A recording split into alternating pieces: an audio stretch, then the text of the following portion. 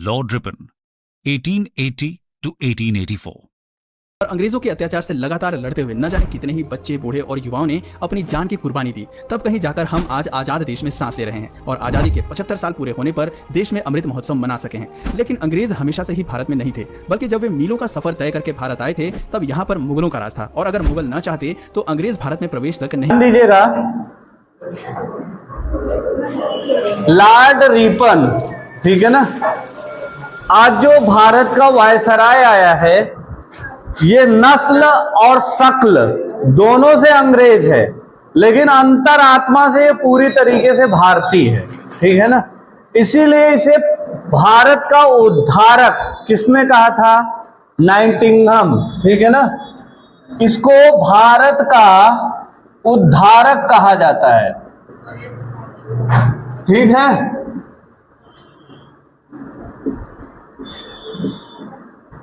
इसको भारत का उद्धारक कहा गया। क्यों कहा गया? अब उसको पूरी कहानी पढ़ने के बाद तब आपको पता चलेगा। ये जैसे ही आया इसको पता चला कि इसके पहले भारत में एक वायसराय आया था, उसका नाम था लॉर्ड लिटन।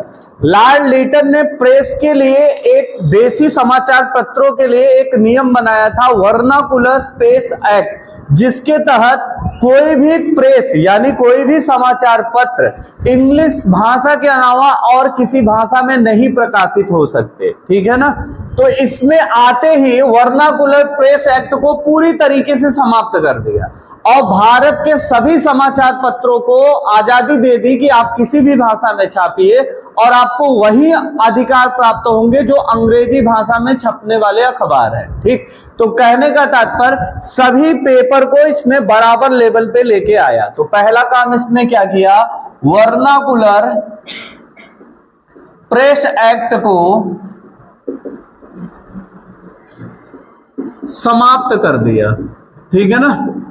क्या किया? समाप्त किया। ध्यान रखना, समाप्त तो वर्नाकुलर प्रेस एक्ट को किया है, लॉर्ड रिपन किया है, लेकिन प्रेस का मुक्तिदाता अगर पूछेगा तो किसको जवाब देंगे? चार्ल्स मेडक्राफ्ट। प्रेस का मुक्तिदाता किसे कहा जाता है? चार्ल्स मेडक्राफ्ट को। यह ध्यान रखना। ये वर्नाकुलर प्रेस एक्ट को समाप्त किया। समाप्त करने के बाद भारत के सभी समाचार पत्रों को बराबर का दर्जा, इंग्लिश हिंदी सबको बराबर का दर्जा प्राप्त हुआ। दूसरी चीज, इसको पता चला कि लॉर्ड लिटन जो हमसे पहले भारत का वायसराय बना था, उसने सिविल सेवा परीक्षा की उम्र घटा के कितनी कर दी थी? 19 वर्ष। 19 वर्ष में बच्चा परिपक्व होता है, जानने लायक होता है, तब तक ओवर एज कर दिया गया। इसने कहा नहीं, ये अन्याय है, इसलिए उसने सिविल सेवा का जो उम्र होता है, ठीक है ना, सिविल सेवा परीक्षा वाला जो उम्र होगा उस उम्र को 19 से बढ़ाकर कितना किया? 21 वर्ष कर दिया। कितना किया? 21 वर्ष किया। तीसरी सबसे बड़ी चीज, ये दोनों बात भारत के लिए ही काम हुआ है, ठीक है ना। पहली चीज, वर्नाकुलर प्रेस एक्ट से भारतीय भाषाओं में छपने वाला, भारतीय भाषा मतलब हिंदी हो गया, गुजराती हो गया, मराठी हो गया, नमक मतलब नेपाली, मणिपुर, कोकड़ी, ठीक है ना, बोडो, डोगरी, संथाली, सारी भारत की भाषाएं जितनी हैं सब आजाद हो गए, किसी में वो समाचार पत्र छाप सकते हैं। दूसरी चीज, आपको उम्र को बढ़ा के 2 साल एक्स्ट्रा बढ़ा दिया गया, तो अब सिविल सर्विसेज की तैयारी करने वालों को और मौका मिलेगा एग्जाम देने के लिए। पहली बात, ये चीज 2 काम हुआ। तीसरी चीज, भारत में कारखाना अधिनियम अभी तक नहीं था, ठीक है ना। कौन काम करेगा, किस उम्र का व्यक्ति काम करेगा, कितना करेगा, ये कोई फिक्स नहीं रहता था। इसने वो काम फिक्स कराया, यानी प्रथम कारखाना अधिनियम इसी के समय आया था। प्रथम कारखाना अधिनियम। प्रथम कारखाना अधिनियम की जो विशेष बातें थी, वो विशेष बात ये थी कि जो बच्चे हैं, कितने साल के? 7 वर्ष के बच्चे, 7 वर्ष के बच्चों को आप किसी भी कारखाने में नौकरी नहीं दे सकते। पहली चीज, क्योंकि पहले गरीबी इतनी थी कि लोग बच्चों को पढ़ाते नहीं थे और पढ़ाई का महत्व नहीं रहता था। बचपन में थोड़ा सा बच्चा चंचलता आई नहीं कि आने जाने लायक हुआ नहीं कि पूरा का पूरा जिम्मेदारी दे दिया जाता था, मजदूरी करवाया जाता था। इसने मना किया 2-3 जगह, जैसे चाय,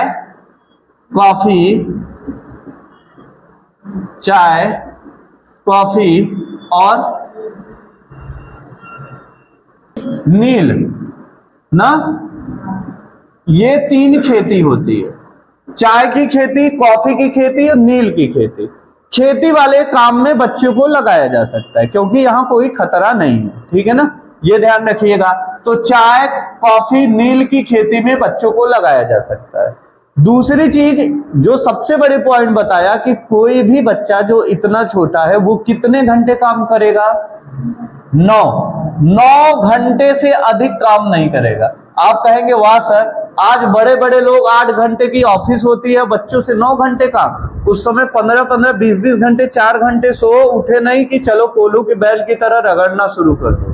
इतना काम करवाया जाता था, आदमी से भी, औरतों से भी, बच्चों से भी, तीनों से। तो हुआ क्या, इसने तय किया कि 9 घंटे से ज्यादा बच्चों से कार्य नहीं कराया जाएगा। किसमें? इस खेत में भी, ये ध्यान रखना। तो उस समय भारत के लिए बहुत बड़ा पॉइंट था। इसके अलावा लॉर्ड रिपन को याद आया कि लॉर्ड मेयो के समय जो ब्रिटिश प्राइम मिनिस्टर का बेटा था और एक अली आफरीदी नाम के व्यक्ति ने चाकू घोंप के अंडमान निकोबार में उसकी हत्या की थी, ठीक है ना, और एकमात्र वायसराय जो अपने कार्यकाल के दौरान उसकी हत्या की गई थी वो लॉर्ड मेयो था। लॉर्ड मेयो के समय पहली बार क्या हुई थी, जनगणना हुई। वो जो जनगणना हुई थी, जो पहली बार जनगणना हुई थी, उसमें 20% लोग भारत के नहीं शामिल थे, जैसे राजपूत लोगों को नहीं शामिल किया गया, ठीक है ना। इसके अलावा हैदराबाद के लोगों को शामिल नहीं किया गया। इससे हुआ क्या, भारत में केवल 80% लोगों की जनगणना हो पाई। और ये जो जनगणना थी ये केवल भारत के लोगों की जानने के लिए जनगणना कराई गई थी कि इस धरती पे, भारत की धरती पे कितने लोग हैं। लेकिन लॉर्ड रिपन ने कहा कि अब दशकीय आधार पे जनगणना होगी। दशकीय जनगणना या नियमित जनगणना दोनों बात एक है। इसका मतलब होता है कि हर 10 वर्ष पे जनगणना कराई जाएगी, पहली चीज। दूसरी बात कि ये हर साल, हर 10-10 साल पे ये जनगणना चलेगी। जो पहला वाला था ये मेयो के टाइम पे हुआ था और किस सन में हुआ था, 1872 में पहली बार हुआ। लेकिन ये केवल जनसंख्या जानने के लिए हुआ, ये नियमित जनगणना नहीं है, न कि 10 की जनगणना है।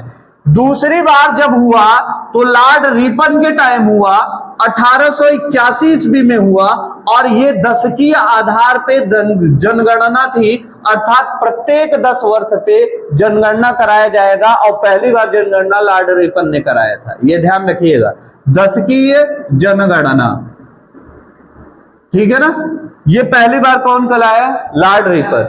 उस समय जब जनगणना हुई थी तो 254 मिलियन, 1 मिलियन में कितना होता है, 10 लाख, 10 लाख बराबर 1 मिलियन। उस समय जो जनगणना हुई थी उस समय भारत की आबादी 254 मिलियन थी, ठीक है ना। अब आप गुणा भाग करके करोड़ों में निकाल लीजिएगा। उस समय अगर पूछेगा तो 254 मिलियन भारत की जनसंख्या थी, ठीक है ना। अब उससे 100 करोड़ आगे हम लोग निकल चुके हैं, बहुत तरक्की किए हैं, ठीक है ना। ये आधार पे ये हो गया, ठीक है ना। इसके अलावा मैंने आपको बताया था शिक्षा पे जो काम हुआ था वो लास्ट टाइम पे लॉर्ड डलहौजी के टाइम पीरियड में हुआ था, ठीक। आधुनिक भारत का जनक लॉर्ड डलहौजी को कहा जाता था। लॉर्ड डलहौजी के समय पहली बार ट्रेन भी चली थी। उसी डलहौजी के टाइम पे शिक्षा के लिए वुड डिस्पैच आया था, ठीक है ना। वुड डिस्पैच वो शिक्षा का मैग्ना कार्टा कहलाता है, ठीक है। वो आया था 1853-54 के आसपास में आया था, ठीक। 1853-54 के करीब आया था। किसी किताब में 54 लिखा है, किसी में 53, ज्यादातर एनसीईआरटी 54 मानती है। 54 याद करना अगर एक सन पूछे तो। 1854 में जो वुड डिस्पैच आया उसमें कुछ कमियां थी, उस कमियों को सुधार करने के लिए एक नई कमेटी बनी और लॉर्ड रिपन ने शिक्षा के लिए एक नया कानून बनाया। और जो कमेटी बनी उस कमेटी का क्या नाम था, हंटर कमीशन, हंटर कमेटी ना।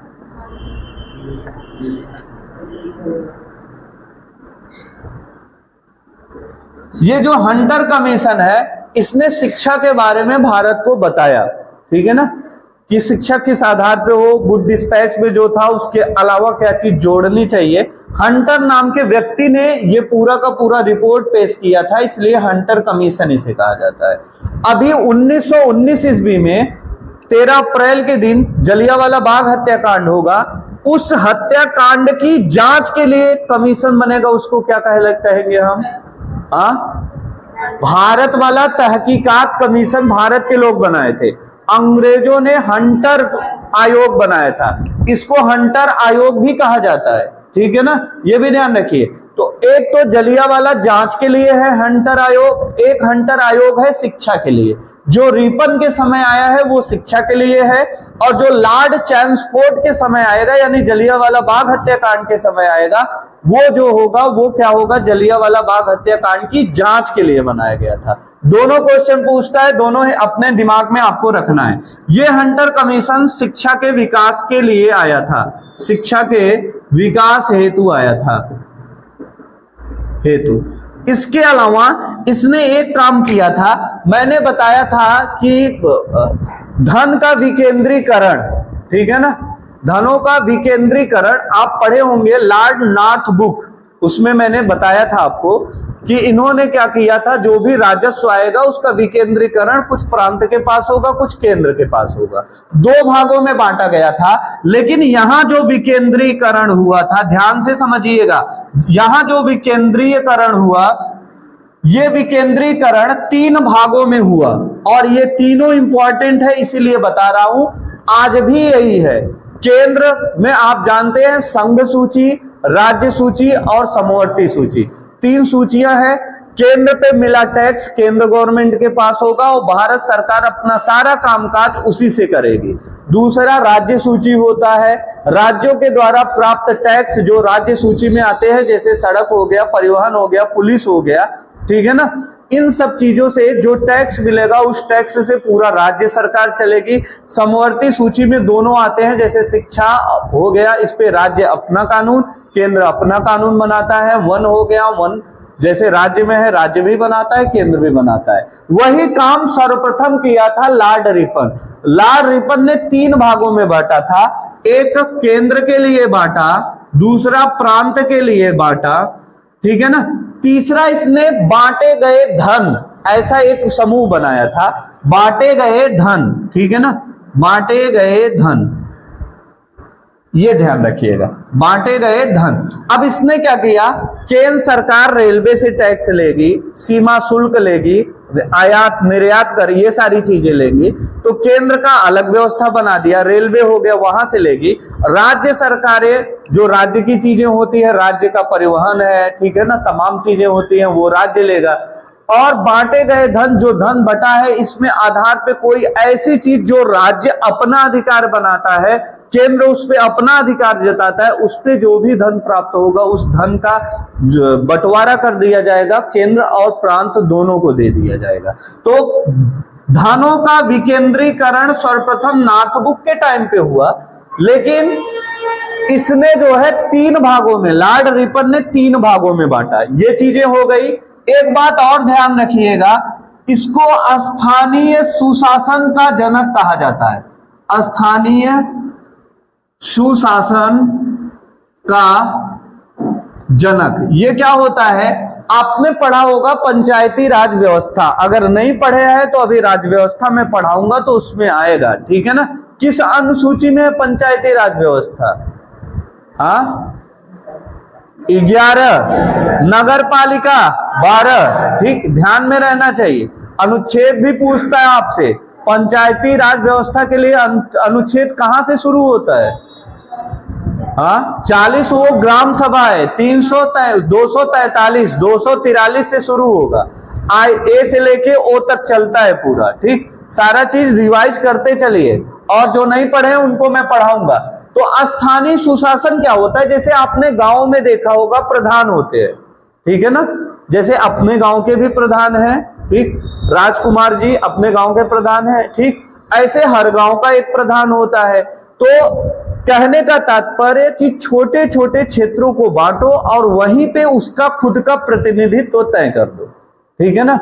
अगर इस कोचिंग में मैं किसी लड़के को क्लास का मॉनिटर बना दूं और नियम कानून बनाए तो आप स्वीकार करेंगे कि सर ने इसको पावर दिया है, ये यूज कर रहा है, आपको तकलीफ नहीं है, ठीक।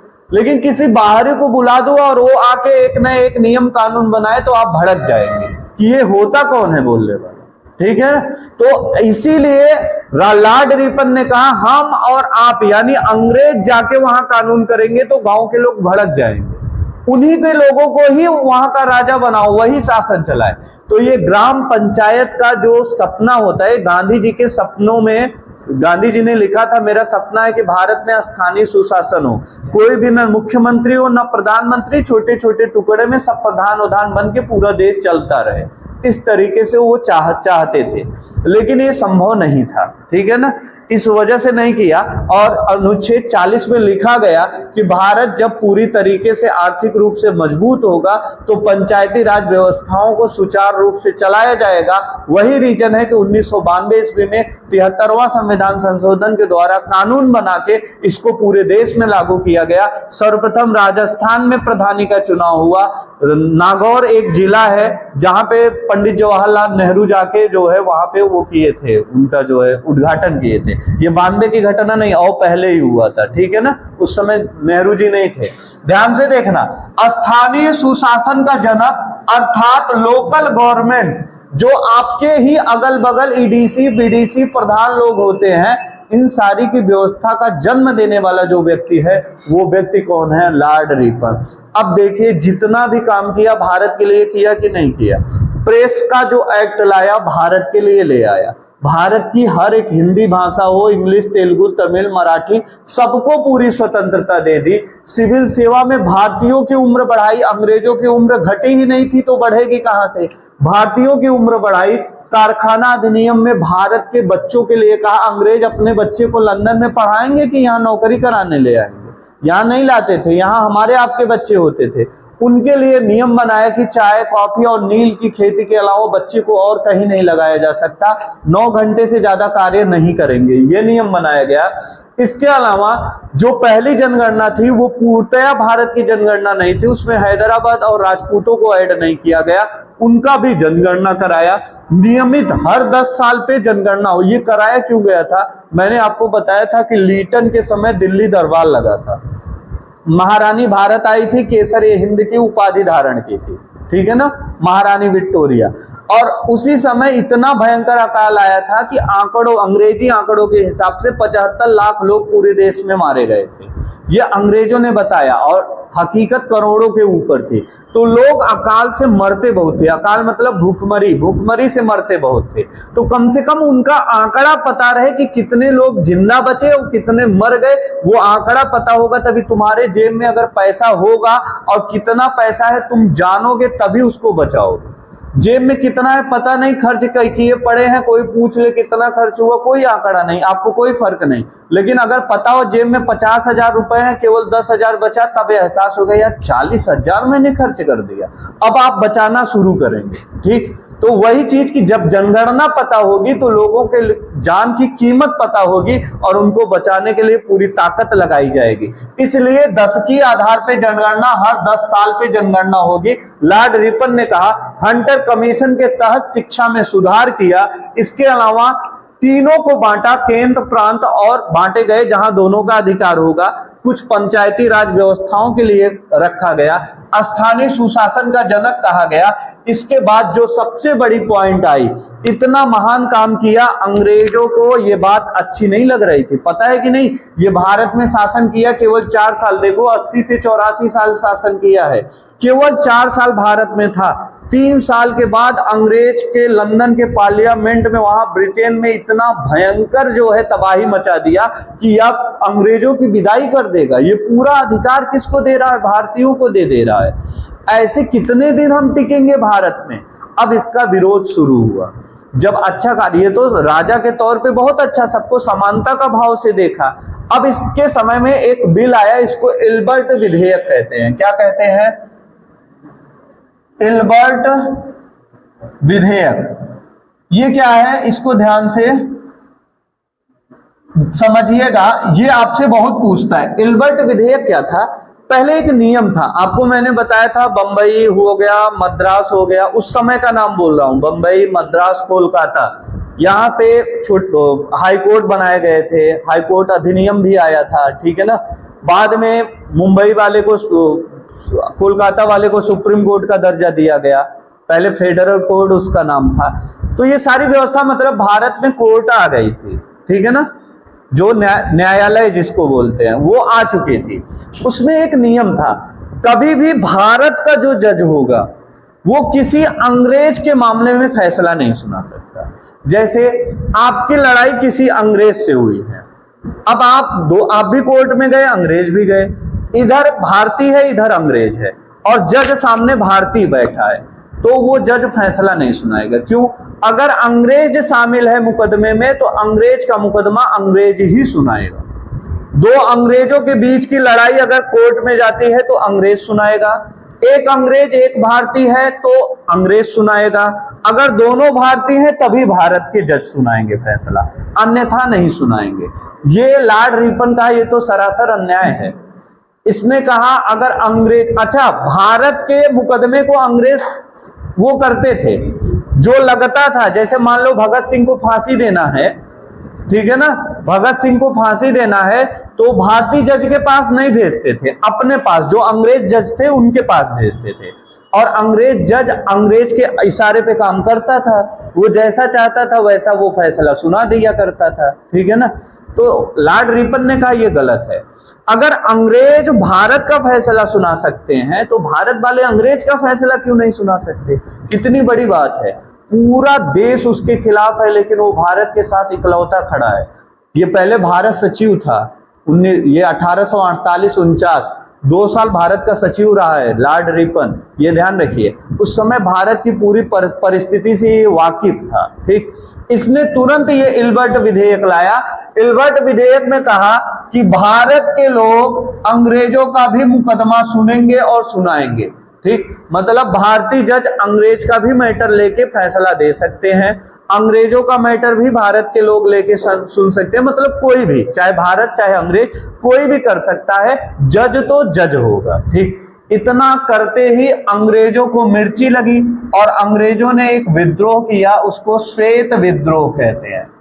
इसको श्वेत विद्रोह क्यों कहते हैं, जरा इसको ध्यान से समझिएगा। इसको श्वेत विद्रोह इसलिए कहा जाता है कि अंग्रेज गोरे थे और गोरे को क्या कहा जाता था, श्वेत, ठीक है ना। इस विधेयक में भारतीयों को तो खूब फायदा हुआ, भारत को पागल कुत्ता थोड़ी काटा है विरोध करने जाएगा, भारत वाले खुश थे, लेकिन अंग्रेज नाराज हो गए। पूरे अंग्रेज झंडा लेके लॉर्ड रिपन को गद्दी से उतारो, क्योंकि ये पूरा अधिकार अंग्रेजों का भारत वालों को दे दे रहा है, ठीक है ना। अब गद्दी से उतारने की बात चली, और यही नहीं जानते, अगर लॉर्ड रिपन ना आया होता ना तो भारत 1800 ये जो 84 चल रहा है उसी समय स्वतंत्र हो जाता। क्यों हो जाता? आपको पता है लॉर्ड डलहौजी ने हड़प नीति ले आया, जिसको हम क्या कहते हैं, व्यपगत का सिद्धांत। और उसी सिद्धांत, वो आया कब था, 1856, जबरदस्ती दूसरे की जमीन को अपने कब्जे में लेना। रानी लक्ष्मीबाई का ले लिया था, नाना साहब का पेंशन रोक दिया। उसका परिणाम क्या हुआ, 1857 में अंग्रेजों को खूब पीटा। ये अलग बात थी कि 7-8 महीने बाद अंग्रेजों ने फिर से अपना पैठ जमा लिया, लेकिन वो 1857 की क्रांति तत्कालीन अगर कारण पूछेगा तो चर्बी युक्त कारतूस बताएंगे, लेकिन मुख्य कारण जो था वो लॉर्ड डलहौजी की हड़प नीति थी, व्यापगत का सिद्धांत था, और उसी में एक क्रांति जन्म लिया। लिटन ने सेम वही अत्याचार किया था, डलहौजी जैसा अत्याचार, सेम वही अत्याचार किया, ठीक है ना। लेकिन वो लॉर्ड रिपन आने के बाद भारत के सभी अधिकारों को बरी कर दिया, इसलिए भारत के लोग खुश हो गए, वरना फिर से मारपीट शुरू होने वाली थी। ये पक्की बात है, सर के ऊपर पानी गया तो इंसान बचने के लिए हाथ पैर चलाएगा, और चलाते समय अगल बगल मछली आ रही कि इंसान की, केकड़ा की, मगरमच्छ, वो पीट पाट देगा, ठीक है ना, उससे फर्क नहीं पड़ता। अब हुआ क्या कि इसने श्वेत विद्रोह किया, अंग्रेज इसका विद्रोह करने लगे, और विद्रोह के बाद इसको इसी के कार्यकाल में इसको पद से हटा दिया गया। अंग्रेजों ने इसको क्या किया, बाहर किया, और बाहर करने के बाद एक नया व्यक्ति आया, उसका नाम है लॉर्ड डफरिन। कौन आया था? Lord Dufferin. और लॉर्ड डफरिन जो आएगा वो 84 से लेके 88 तक, 1884 से 88 तक भारत में शासन करता है। लॉर्ड डफरिन के बारे में केवल इतनी बात ध्यान रखना, जो कांग्रेस, भारतीय राष्ट्रीय कांग्रेस है, जिसके वर्तमान में अध्यक्ष कौन है? मल्लिकार्जुन खड़गे, ठीक है ना। इस कांग्रेस का जन्म इसी के समय में हुआ था, ठीक है ना। और इसकी रचना, इसको बनाने वाला जो व्यक्ति था वो कौन था? एओ ह्यूम था। और डफरिन ने अपने दिमाग, कांग्रेस को डफरिन के दिमाग की उपज कहा जाता है, याद रखना। कांग्रेस को डफरिन के दिमाग की उपज क्यों कहा था? क्योंकि उसने एक दिमाग लगाया, कहा यार जब भी कुछ दिक्कत होती है तो भारत के लोग पीटना शुरू कर देते हैं, ठीक। और कब ये लोग मुड़िया जाए कोई इनकी खोपड़ी को समझ नहीं सकता, तो इसने कहा एक सेफ्टी वाल्व बनाया जाए। सेफ्टी वाल्व बनाए तो पहले वो फटे। जैसे आप देखते होंगे सेफ्टी वाल्व क्या होता है, जैसे कुकर में आप प्रेशर कुकर रख दिए और मान लो बर्तन धोते समय कायदे से नहीं धोए लोग, ठीक है ना, बालू कंकड़ उसमें घुस गया, तो अब वहां से जब भाप उसका नहीं निकलेगा तो वो क्या करेगा, जो ऐसे जाके देखना कुकर में, जो उसकी हैंडल जाती है उसके नीचे एक वाल्व लगा रहता है। अगर वो सीटी जाम हुआ तो वो वाल्व फटेगा और वहां से क्या होगा, पूरा का पूरा उसका भाप निकलेगा।